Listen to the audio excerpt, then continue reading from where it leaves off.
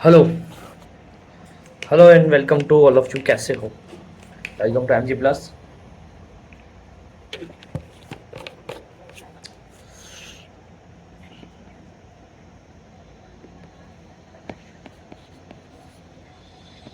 हाय। Hello hello hello.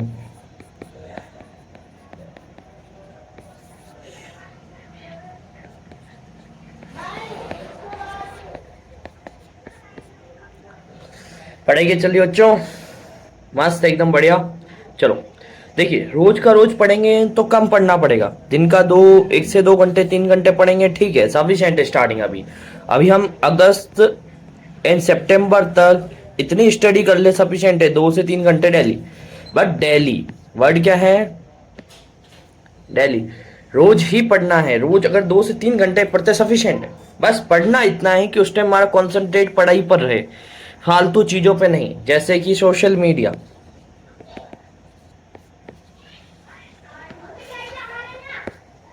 Social media पे ना जाए, इंस्टाग्राम फेसबुक। अब यूट्यूब क्लास देखते हो, मुझे पता है बहुत डिस्ट्रक्शन होता है, बहुत ज़्यादा। मुझे पता है बहुत डिस्ट्रक्शन होता है तुम लोगों को। क्यों? अरे सर की क्लास है, देखनी तो पड़ेगी, देखते हैं। जैसे ही यूट्यूब खोलते हो लिंक से, तब लिंक से खोलते हो तो कोई दिक्कत नहीं, मगर आप जाके सर्च करते हो MG प्लस, मोहित गौर प्लस, चैनल आता है। अरे उससे पहले तो आप एक होम पेज पे जाते हो, होम पेज में बहुत चीज़ें अपडेट हो जाती है ना। वहाँ पे आपको दिख जाता है यार ये तो कार्टून है, यार मूवी का ट्रेलर आया है, नया सॉन्ग आ गया भाई बादशाह का, पर देखना पड़ेगा। चलो 5 मिनट देख लेंगे तो क्या ही हो जाएगा, है ना। 5 मिनट देख लेंगे तो कहते हैं ना, क्या ही हो जाएगा। कुछ पहाड़ टूट जाएगा क्या? नहीं टूटेगा, नहीं टूटेगा, है ना। अरे टूट जाएगा मेरे भाई, कॉन्सेंट्रेट जरूरी है। रेगुलर स्टडी और सोशल मीडिया से दूर हो जाए। मैं कह रहा था स्टार्टिंग में आप लोग थे, कोई दिक्कत नहीं थी, सोशल मीडिया पे थे, यूट्यूब पे मूवी भी देखते थे, सब कुछ करते थे सैटरडे। अब इस चीज़ को सैटरडे संडे शिफ्ट कर दो। और सैटरडे संडे से एग्जाम देने के बाद मेनली संडे, मेनली इसको दे दो आप संडे। और संडे के बाद आप ये चीज कीजिए, संडे में एंड में आप यही कीजिए। स्टार्टिंग सुबह टेस्ट होता है, वैसे ही छुट्टी होती है, शाम के टाइम मूवी वगैरह देखना चाहते हैं देख सकते हैं, कोई दिक्कत नहीं। बाहर घूमने जाना चाह जा सकते हैं, बट ये भी अगर सितंबर तक चलिएगा। अगर आपको 95+ मार्क्स चाहिए, परसेंटेज चाहिए, तो यही करना होगा बेटा, यही करना होगा। चलिए आओ शुरू करें। NCERT MJ plus simplified NCERT. सबसे मेन बात हमारी यही होती है कि हम एनसीईआरटी को बहुत सिंपल कर देते हैं, जो हर एक व्यक्ति अपनी लैंग्वेज में सीख सकते हैं। चलो लास्ट हमने क्या पढ़ा? मेटाबॉलिज्म तो समझ में आ चुका है, कोई दिक्कत नहीं। चलो कल की क्लास में हमने ऑटो टॉपिक एटो टॉपिक पढ़े। सिंपल चीज थी ऑटो टॉपिक। ऑटो यानी सेल्फ, टॉपिक यानी बनाना। खुद का खाना खुद बनाते हैं, हम बनाते नहीं। हम किसके बेस हैं? Element, sorry, animal and plant base पे। जबकि प्लांट किस बेस पे? इन्वायरमेंट बेस पे। तो इन्वायरमेंट बेस पे तो उनके लिए इजी है फूड बनाना बेसिकली। तो वो हो गए क्या आपके ऑटोट्रॉपिक। सम बैक्टीरियाज हो गए, कुछ ऐसे बैक्टीरिया जो भी सनलाइट लेके फूड का प्रोडक्शन करते हैं और खुद के लिए फूड बनाते हैं। अब जो प्लांट बना रहे हैं, जो एनिमल खा रहे हैं, वही एनिमल्स को और प्लांट्स को हम लोग खा रहे होते हैं। अगर हम वेजिटेरियन है तो किसको खा रहे हैं? प्लांट्स को। अगर नॉन वेजिटेरियन तो किसको खा रहे हैं? एनिमल को। क्लियर? बात सिंपल सी है, इसे बोलते हैं एटोट्रॉपिक। अगर ऑटोट्रॉपिक की बात करूं तो दो टाइप के, फोटो ऑटोट्रॉपिक और कीमो ऑटोट्रॉपिक। सिंपल बात है। फोटो का मतलब फोटो लाइक लाइट। फोटो का लाइट क्या मतलब क्या है? लाइट। फोटो लाइट, लाइट से खाना बनाना, मतलब सनलाइट की यूज करके, उसका यूज करके हम क्या बनाएंगे? फूड बनाएंगे। जैसे ग्रीन प्लांट्स बनाते हैं, है ना, पल्पल सल्फर बैक्टीरिया, ठीक है, सम बैक्टीरिया और कुछ भी, ठीक है। ये लोग क्या करते हैं? ये सनलाइट की हेल्प से खाना बनाते हैं। क्या बनाते हैं? खाना बनाते हैं। क्लियर? सेकंड, कीमोटोट्रॉपिक, केमिकल का यूज करके अपना फूड बनाना, लाइक कीमोटोट्रॉपिक, ठीक है। कीमोटोट्रॉपिक की बात कर लूं तो केमिकल से एग्जांपल है नाइट्रोजन साइकिल बैक्टीरिया। बेटा क्या एग्जांपल है? Nitrogen cycle bacteria. सेकंड, हेट्रोटॉपिक। हेट्रोटॉपिक में तीन है, सेप्रोटॉपिक्स, ठीक है, सेप्रोटॉपिक्स, होलोजोइक एंड थर्ड पैरासिटिक। बात करें सेप्रोटॉपिक्स की, सेप्रोटॉपिक्स ऑर्गेनिक कंपाउंड को या ऑर्गेनिक सब्सटेंस के ऊपर ग्रो करते हैं, उनको डिस्ट्रॉय कर देते हैं और उनकी से क्या रिलीज करवाते हैं? एनर्जी रिलीज करवाते हैं। लाइक ब्रेड, ब्रेड पे फंगस लग गया और फंगस ने उससे न्यूट्रिशन लिया। क्लियर? उसको किल कर दिया, एक तरीके से डिस्ट्रॉय कर दिया एनवायरमेंट से। बट ऑर्गेनिक सब्सटेंस को, इनऑर्गेनिक सब्सटेंस को नहीं कर सकते, like polythenes, like plastics, like हम लोग कह सकते हैं ग्लास, ठीक, कांच, इनको ही हम लोग डिस्ट्रॉय नहीं कर सकते। क्लियर? ये कुछ माइक्रो ऑर्गेनिज्म इसमें आ सकते हैं और एग्जाम्पल के नाम पे फंगस आ सकता है, फंगी कह दो, फंगस कह दो। पैरासिटिक्स क्या होते हैं, हमारी बॉडी पे ग्रो करते बेटा, हमारी बॉडी पे ग्रो करते हैं या लिविंग पार्टिकल्स की बॉडी पे ग्रो करते हैं, लाइक लीच, ठीक है ना। आपने देखा होगा काले काले कीड़े पड़ जाते हैं डॉग्स पे। डॉग्स के लिए मैं आपको बताता हूँ, उसका एक ना मेडिसिन भी मेरे पास है, लाइक उसको क्या बोलते हैं, ये देखिए मेरे पास एक डॉग था तो उसके भी ये प्रॉब्लम हो गई थी। तो इस तरह की मेडिसिन आती है, ये देखिए इस पे आपको ढंग से दिख रहे हैं कुछ बैक्टीरिया के फोटो बने हुए हैं, ये डॉग्स के ऊपर आ जाते हैं और डॉग्स को इससे इचकनेस है ना, फंगल इन्फेक्शन होने लग जाते हैं। लिखा हुआ भी है solution for dogs and cats, clear, ठीक है। तो ऐसे कुछ लीच, जैसे हमारी बॉडी पे लीच आते हैं, डॉग्स वगैरह बॉडी पे और भी कुछ आते हैं, तो एनिमल्स बॉडी पे भी सर्वाइव करते हैं। एंड आपने कई बार देखा होगा कि आपने सुना होगा, सर देखा तो क्या होगा, आपने सुना होगा हमारी बॉडी के सिक्कम पार्ट में, हम पढ़ेंगे आगे सिक्कम पार्ट क्या होता है, वहां पर कुछ सिम्बायोटिक बैक्टीरियाज ग्रो कर रहे होते हैं, ठीक है, जो सेलुलोज का डाइजेशन करते हैं, है ना। एनिमल्स के अंदर तो बहुत ज्यादा होते हैं, हमारे अंदर कम होते हैं, तो लाइक वो भी क्या है, पैरासिटिक्स, है ना। एंड टैप वॉर्म्स हो गए, ठीक है, रिंग वॉर्म्स हो गए, ये भी हो गया। चलिए इसके बाद होलोजोइक, होलोजोइक तो हम खुद ही हैं, कॉम्प्लेक्स कंपाउंड को हम सिंपल सब्सटेंस में कन्वर्ट करते हैं, मतलब सिंपल कंपाउंड में कन्वर्ट करके उससे एनर्जी रिलीज करवा, लाइक डाइजेशन प्रोसेस के थ्रू, ठीक है। तो ये हम लोग हो गए ह्यूमंस या एनिमल्स कह सकते हैं हम लोग इसको। अब बात करते हैं हम लोग, एक हम बात करी थी अमीबा में न्यूट्रिशन, फिर हमने कुछ डायग्नोसिस वगैरह किया। चलो हाँ ये देखते हैं अमीबा में डाइजेशन। अमीबा में डाइजेशन कैसे होता है, अमीबा कैसा है, unicellular single cell elements, prokaryotic cells है ये, इसके अंदर ज्यादा ऑर्गेनल्स नहीं होते। तो अब ये फूड का प्रोडक्शन, फूड कैसे अब अंदर इंटेक करता है, तो देखो जैसे ही इसकी सरफेस के पास, अगर मैं यहाँ डायग्राम बना के देखूं, ये अमीबा का डायग्राम है, इसकी जैसे ही सरफेस के आसपास कोई फूड पार्टिकल आ जाता है तो ये क्या करता है, ऐसे फिंगर लाइक प्रोजेक्शन क्रिएट कर देता है और उसको इंसाइड कर लेता है। इन फिंगर लाइक प्रोजेक्शन को क्या बोलते हैं, शूडोपोडिया। और ये शूडोपोडिया आगे जाके क्लोज हो जाएंगे और फिर ये फूड पार्टिकल कहाँ जाएगा, अंदर आ जाएगा, फिर इस पे होगा डाइजेस्टिव एंजाइम का अटैक और ये क्या कर देंगे, इस फूड पार्टिकल को डाइजेस्ट कर देंगे। अब कोई भी चीज डाइजेस्ट होती है तो उससे एनर्जी बनती है, जब एनर्जी बनती है तो एनर्जी तो उसने क्या करी, यूज कर ली, एंड जो वेस्ट था उस वेस्ट को क्या करेगा, ये अपनी बॉडी सरफेस कहीं से भी क्या करेगा, एनवायरमेंट में रिलीज कर देगा। सिंपल बात है। इंटेक भी किसी भी पार्ट से हो सकता है और एग्जिट भी किसी भी पार्ट से हो सकता है, स्पेसिफिक पार्ट नहीं है यहाँ पर, स्पेसिफिक लोकेशन नहीं है कि यहाँ से ही फूड एंटर होगा और यहाँ से ही फूड एग्जिट होगा, ऐसा कुछ नहीं है, क्लियर। ऐसा का ऐसा यूनिसेलुलर एक और ऑर्गेनिज्म है पैरामीशियम, जहां आपके एनसीईआरटी में वर्ड दिया हुआ है पैरामीशियम। ये पैरामीशियम क्या है, इस पैरामीशियम एक इस टाइप का एक शेप लाइक स्ट्रक्चर होता है और इसके ऊपर क्या है, ऐसे सीलियास परसेंट होते हैं, देखिए यहाँ दिख रहे होंगे बहुत बारीक बारीक, अगर मैं जूम करूँ इसको स्लाइड को, ये लीजिए दिख रहे हैं आपको, ये सीलियाज हैं। इनके रियल डायग्राम सब दिखा देंगे बेटा, सब दिखा देंगे, टेंशन फ्री रहो, ठीक है। सीलियास, सीलियास क्या करते हैं, मूवमेंट में हेल्प करते हैं बेटा, किसमें हेल्प करते हैं, मूवमेंट में। अब इन सीलिया के पास नीचे की तरफ देखेंगे तो आपको एक पोर दिख रहा है, ये देखिए पोर, एक पोर ये दिख रहा है। तो इसमें एक पोर तो होता है माउथ पोर, जहां से फूड एंटर करता है, क्या करता है, फूड एंटर करता है और फूड का जो वेस्ट है बनने, मतलब डाइजेस्ट होने के बाद जो वेस्ट है, वो वेस्ट एग्जिट कहाँ से करेगा, एनल पोर से, एंटर माउथ पोर से, एग्जिट एनल पोर से, बात सिंपल सी है। माउथ पोर से क्या करेगा, एंटर करेगा, तो एनल पोर से एग्जिट करेगा। ये सिंपल बात कल हमने कर ली थी, यानी कि इस पे पास स्पेसिफिक एक प्लेस है जहां से ये एंटर और एग्जिट कर रहा है, अलग अलग। अब ये भी बात हमने कर ली थी और आगे बात करते हैं, आज का टॉपिक अभी स्टार्ट करने वाले हैं बस जल्दी। इजेक्शन, इजेक्शन का मतलब क्या होता है, फूड को इंटेक करना, 1 मिनट, ओके, फूड को इंटेक करना, फूड को इंटेक करना क्या बोलेगा, इजेक्शन। बट ये एमीबा के अंदर जो है इस प्रोसेस को क्या बोलते हैं, फेगोसाइटोसिस। अगर पूछ ले फेगोसाइटोसिस क्या है बेटा, तो बोलना अमीबा के अंदर फूड को एंटर करना, ठीक है। डाइजेशन क्या है, कॉम्प्लेक्स कंपाउंड को सिंपल में कन्वर्ट करना, ठीक है। अब सिंपल में कन्वर्ट हो गया, अब वो एब्जॉर्बेबल फॉर्म में हो चुका है, तो अब उसको एब्जॉर्ब करना। एब्जॉर्ब कौन करेगा, इंटेस्टाइन, इंटेस्टाइन में से विलाई लाइम स्ट्रक्चर आएंगे आगे, वो क्या करेंगे, इसको एब्जॉर्ब करेंगे इंटेस्टाइनल वॉल के अंदर।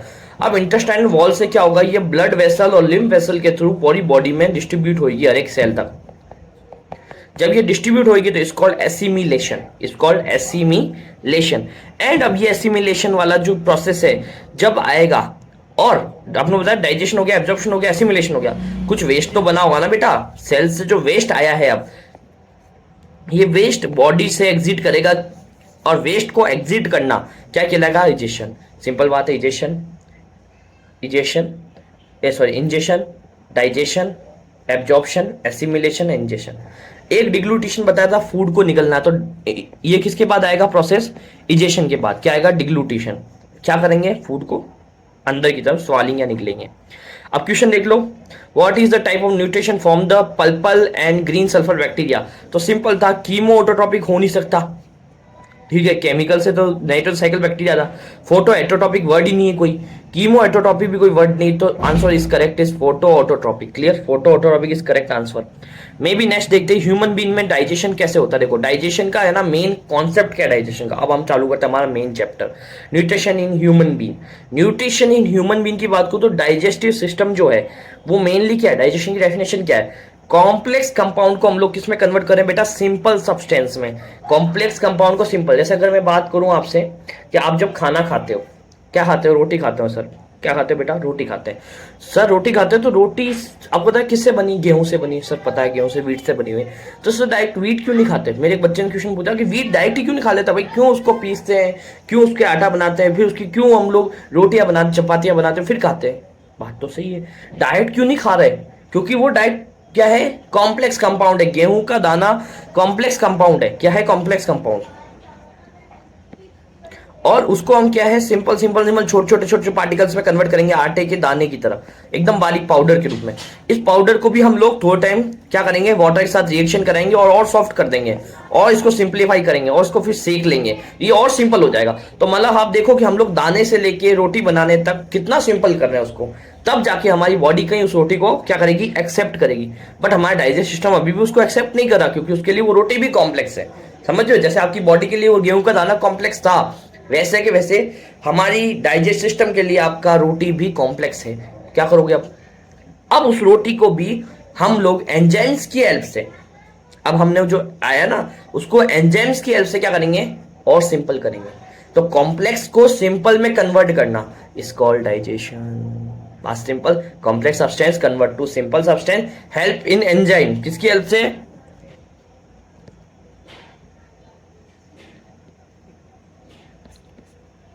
एंजाइम की हेल्प से। बात समझ में आ गई? सिंपल बात है, कोई ज्यादा डिफिकल्ट बात नहीं बोली मैंने।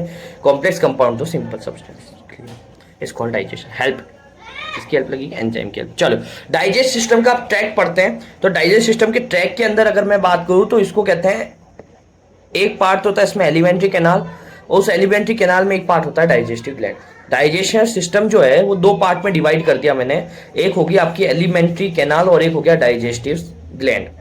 आप समझे कि सर दो भागों में क्यों किया? अरे भाई हमारी जो आपने अगर डाइजेस्ट सिस्टम का डायग्राम अगर आपने एनसीईआरटी से देखा तो कुछ ऐसा था।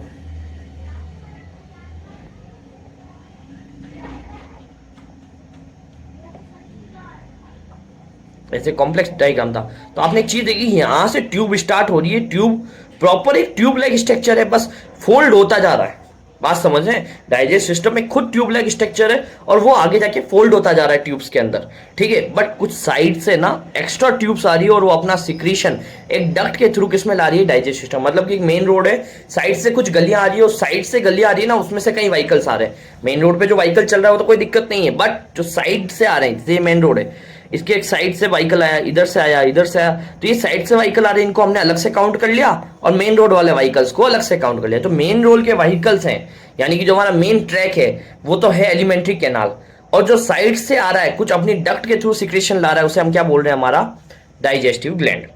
एलिमेंट्री कैनाल की बात करो, सबसे पहले आता है माउथ, सेकंड पे बात करते हैं बक्कल कैविटी, थर्ड पे बात करते हैं फेरिंग्स, फिर इसोफेगस, फिर स्टोमक, फिर स्मॉल इंटेस्टाइन, फिर लार्ज इंटेस्टाइन एंड एनस, ठीक है।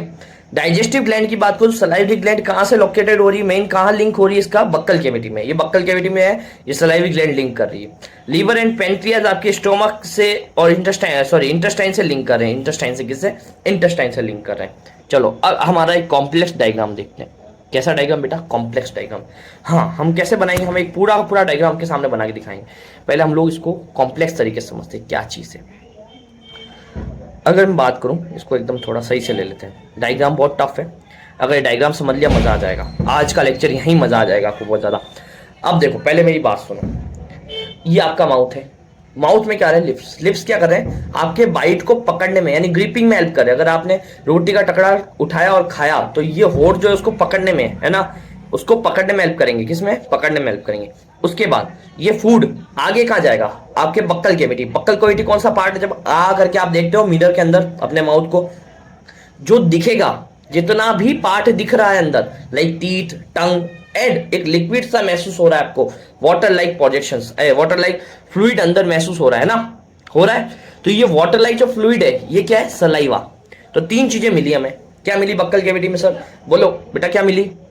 आपने देखा मिरर के अंदर अपने मुंह को आ करके, तो ये कैविटी लाइक स्ट्रक्चर है। क्या क्या दिखा, टीथ दिखा सर, टंग दिखी सर, और क्या दिखा बताओ, फटाफट बताओ। आपको एक वाटर लाइक स्ट्रक्चर दिखा सर, उसे हमने सलाइवा बोल दिया, ठीक है बेटा। तो तीन चीजें आ गई, देखो टीथ, टीथ आ गया, टंग आ गई, सलाइवरी ग्लैंड आ गई, किसमें आ गई, बक्कल कैविटी में। अब ये जो तीन नेम है ना, ये सलाइव ग्लैंड के पार्ट है, पैरोटिड, सबलिंगुअल, सबमैंडिबुलर। अभी रुक जाओ, इसको स्किप कर दो, यहां तक क्लियर हुआ। अब देखो आपने ये बक्कल कैविटी के अंदर ये चीजें देख ली तीनों। आगे देखो, जब आप इसको देखते हो, जो बक्कल कैविटी से ऊपर का पार्ट है ये जस्ट नोज वाला, इसे बोलते हैं नेजल कैविटी। क्या बोलते हैं बेटा, नेजल कैविटी। ये नेजल नोस्ट्रिल्स है, ये नेजल कैविटी, फिर नेजल चैम्बर है, ये नेजल चैम्बर आ गया। और ये नेजल चैम्बर और ये ओरल चैम्बर यानी बक्कल चैम्बर, बक्कल चैम्बर भी बोल सकते हो, ओरल चैम्बर भी बोलते हैं। बक्कल कैविटी को और क्या बोलते हैं, ओरल कैविटी। ये बक्कल कैविटी और नेजल कैविटी आगे जाके एक कॉमन पैसेज में खुल रही है। देखो ये कॉमन पैसेज है, आप देख रहे हो, ये एक ट्यूब ऊपर से आ रही है, एक ट्यूब नीचे से आ रही है, दोनों जाके एक कॉमन ट्यूब बना रही है। देखो दिख रहा है कॉमन ट्यूब, ये वाला part is called pharynx, is called pharynx. Pharynx में क्या होता है, फूड एंड एयर दोनों आती है। देखो नोज से एयर आती है, प्लस बक्कल कैविटी से आपका क्या आता है, फूड आता है, माउथ से भी एयर आती है, तो दोनों मिलती है इस एरिया में। तो दोनों के लिए ये एरिया क्या है, कॉमन एरिया, इसको फेरिंग्स। यहाँ फूड भी आएगा, एयर भी आएगी, बात सिंपल सी है। आपको पता हो ना कि अगर आपने सुना हो कि एक ईएनटी डॉक्टर होता है, ENT, ear nose and throat, इसको एक ही पार्ट का डॉक्टर क्यों बनाते हैं, क्योंकि ये जो पार्ट है ना, ये फेरिंग्स वाला part, buccal cavity, nozzle and pharynx वाला पार्ट, ये कॉमन पार्ट इतना, ये बहुत सेंसिटिव पार्ट है। इसमें फेरिंग्स सबसे ज्यादा सेंसिटिव, क्यों, जहां फूड आ गया, जहां एयर आ गई, वहां पर बैक्टीरियल ग्रोथिंग का चांसेस 100% होता है। जब कई बार आप नाइट के अंदर बाइक ड्राइव कर रहे, स्कूटी ड्राइव कर रहे, देखा होगा ठंडी हवा आती है तो सुबह तक गला बैठ जाता है, गला पेन करने लग जाता है, यहाँ पे चकनेस होने लग जाती है ना, खुजली सी आने लग जाती है। तो वो क्यों होती है, ये इन्फेक्शन है, बैक्टीरियल इन्फेक्शन। यहाँ बैक्टीरिया होते हैं, वो बहुत जल्दी ग्रो करते हैं, टेम्परेचर डाउन जाने पर जल्दी ग्रो करते हैं। यानी कि टेम्परेचर डाउन का मतलब ठंडे एरिया में जाने पर, अगर आपने ठंडा पानी पी लिया बाहर से आके, या ठंडी हवा के अंदर आप आ गए, तो कहीं ना कहीं गला बैठ जाता है, गला हम कहते हैं ना कि दुखने लग जाता है, स्वालिंग हो जाती है ना, ऐसी कई चीजें होती हैं। चलो अब आपने देखा ये आगे पैसेज आता है फूड पाइप के अंदर, इस चीज को भी साइलेंट रखो, ये अपने रेस्पिरेशन वापस पढ़ेंगे। यहां पर ये फूड पाइप आया है, फूड पाइप को हम क्या बोलते हैं, इसोफेगस भी बोलते हैं। इसोफेगस की ओपनिंग बुलाती है गैलेट, क्या बुलाती है बेटा, गैलेट, ठीक है, क्या बोलते हैं इसको, गैलेट, याद रखना। आगे देखो इसोफेगस आगे जाके किसमें खुलेगी, जे शेप स्ट्रक्चर में, ये जे शेप स्ट्रक्चर क्या है बेटा, जे shape structure is called stomach. अब याद रखना यहां पर एक सॉरी एक मिनट,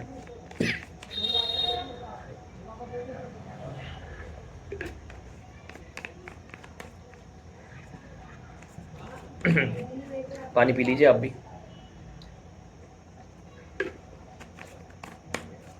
देखो रफ एंड टफ स्टडी होती है अपने यहाँ, तो वो ऐसे नहीं कि आपको कॉमेडी करके मैं ना आसा हूँ, ठीक है।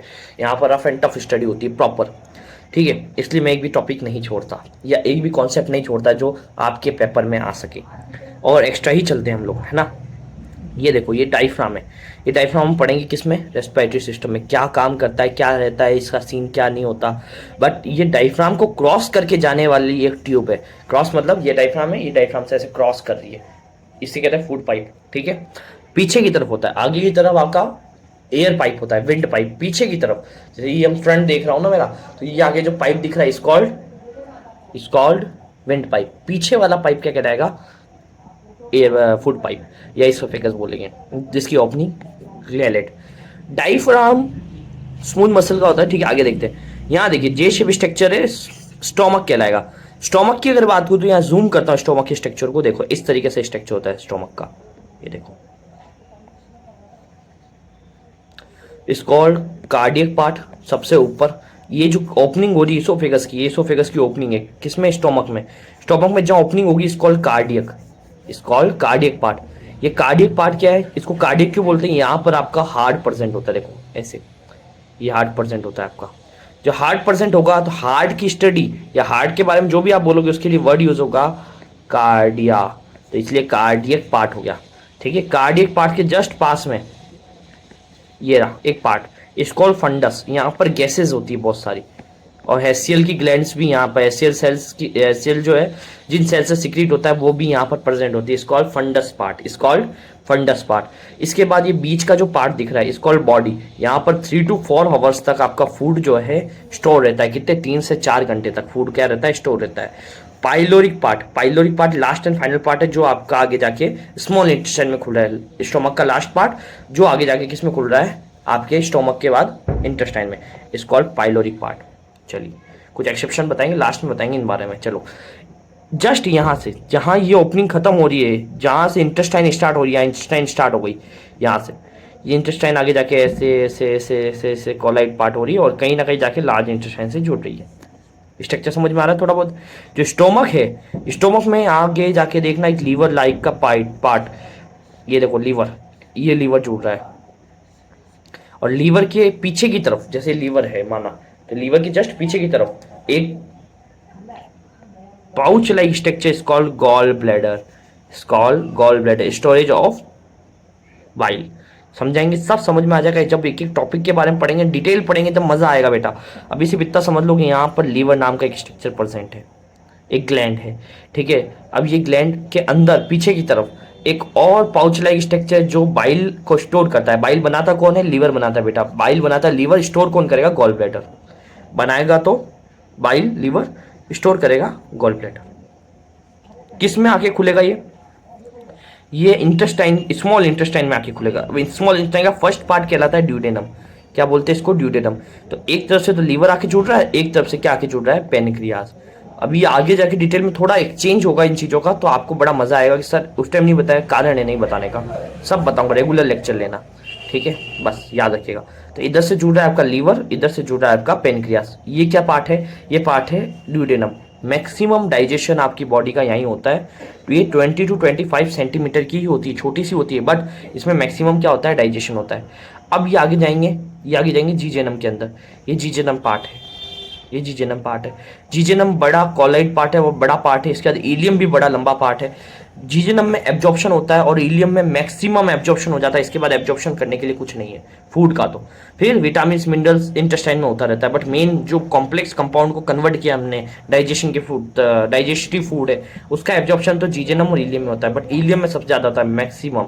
तो मैक्सिमम डाइजेशन का होता है ड्यूडेनम में, मैक्सिमम एब्जॉर्प्शन का होता है इलियम में। सिंपल बात है, याद हो जाएगी। मैक्सिमम डाइजेशन ड्यूडेनम में, मैक्सिमम एब्जॉर्प्शन इलियम में।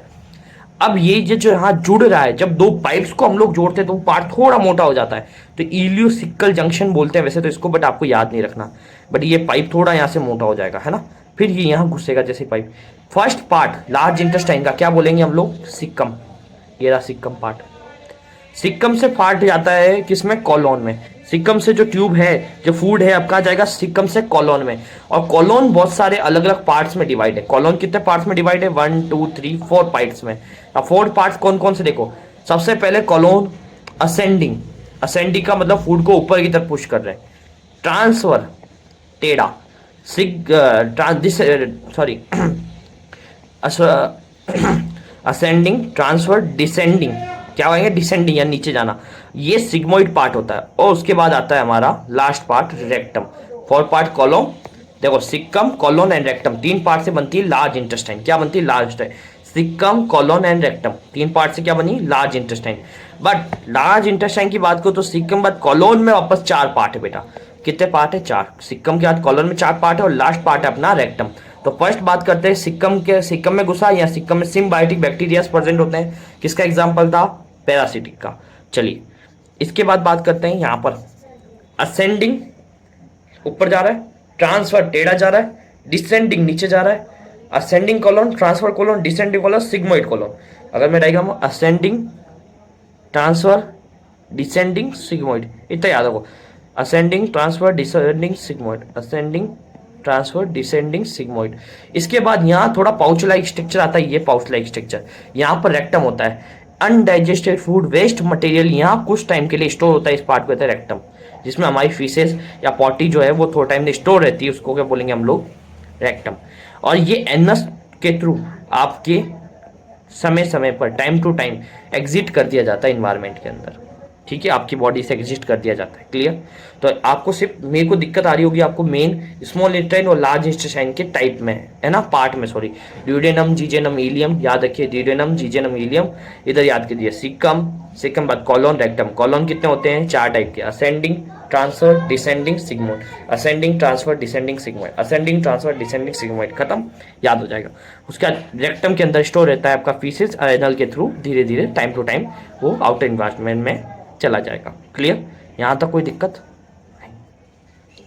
देखो, ejection, process of intake of food, breakdown of food, movement and digestive food का जो मूवमेंट होता है वो, और मूवमेंट का सेल तक पहुंचेगा, इजेक्शन, ये प्रोसेस एकदम लिखी लिखाई है।